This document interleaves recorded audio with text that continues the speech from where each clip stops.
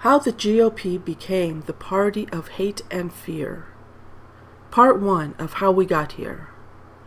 There had always been tension between opposing factions in the United States, where different people had different interests and thought that they were right. But there was another dominant narrative that would kick in when things got tough, and that is that we are all in this together. In the end, cooler heads would prevail and people would come together for the common good. Different attitudes were not considered within the context of right versus wrong or good versus evil. But the dominant narrative changed, and there was a dramatic shift. That shift was triggered after 9/11 and embodied by President Bush when he said, "You are with us or against us." The world became black and white to many people. Over time, there were subtle shifts in the definition of us or good. The key is that whoever was on the side of them was bad or evil. This is how things transpired.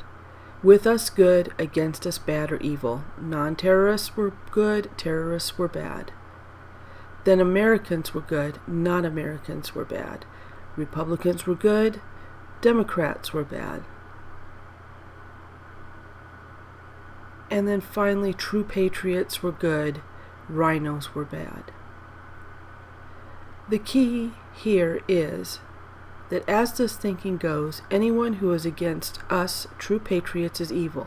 As evil goes, there is not a discernment as far as degree. Calling liberals terrorists becomes easy because evil is evil. And as this thinking goes, you cannot compromise with evil. To be clear, this did not happen magically. 9/11 made the shift, but politicians and political operatives exploited it. They took the fear and people's desire for certainty to meld together a group of people. They may not have been like-minded to start with, but they became like-minded.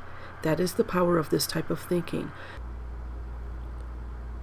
While this was going on, media kept them pumped up with fear. Terrorists were coming, liberals coming for their guns, their way of life, immigrants for their jobs. The list goes on and went on and on. Fear is important because people subconsciously are less likely to slow down and think. They will defer to the group more readily and accept what their leaders or group members have told them, even if it is quite extreme.